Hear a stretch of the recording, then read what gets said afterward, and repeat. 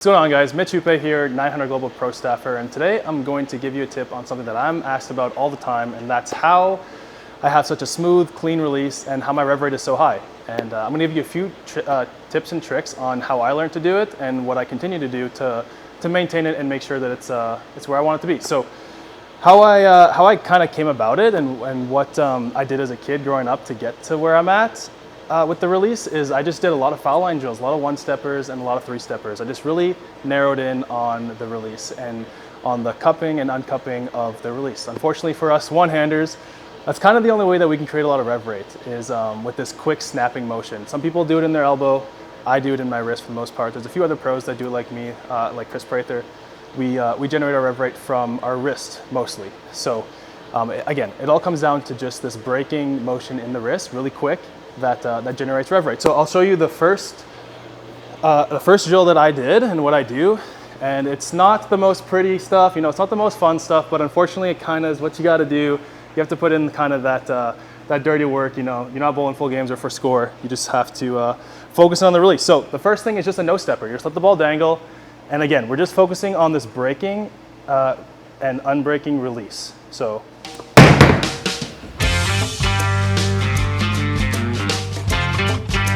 what I like to think of when I do it is almost like a yo-yo. So if you remember ever playing with a yo-yo as a kid, you put it to sleep. It's just a quick kind of snapping motion in the wrist, except for with the one ball, you're just on the other side of it. So it's just that.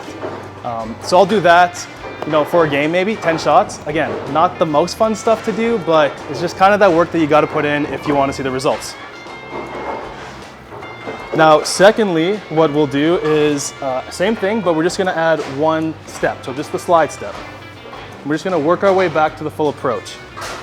So you'll get, a foot or two behind, give yourself enough room to slide, and we're going to, again, let it dangle. And we're just taking the one step and doing the same thing.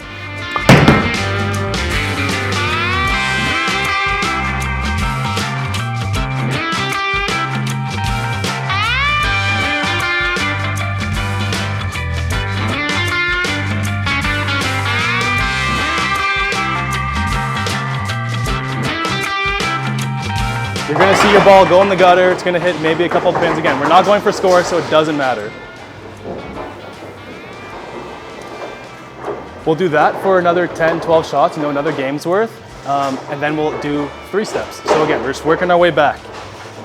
If we were to try and incorporate something like this, doing your full 4 or 5 step approach, the release is such a minute part of it that it may get kind of drowned away in the rest of your footwork, arm swing, stuff like that. So we really just want to focus in on the release. That's why we don't even do a push away, because we're just, again, trying to zone in on that release.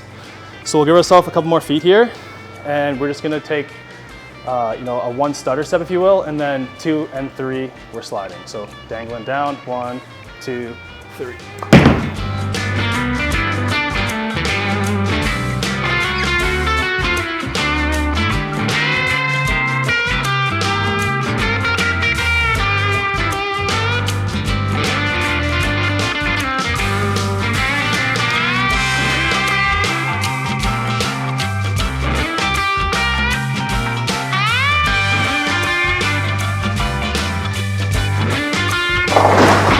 Do that for another game or so, and that's 30, 40 shots, and that's what you got to do. If it's something that you really want to work on, something that you really want to improve, you're a one-hander who's struggling with rev rate, struggling to get your ball to hook, this is the work you got to put in. You got to dial it back, take a couple of games, couple of days, couple of weeks where we just focus on the release, and we're just being very minimalistic with it. We're doing 1 step, 2 step, 3 steps, and then if you're feeling comfortable, you can incorporate a couple of games at the end, but really have to focus in on doing the drills that really dissect and just focusing on the release. So that's my tip. That's my tips and tricks for you on how I have a smooth release, how I have such a high rev rate as a one-hander, and I hope it helps you.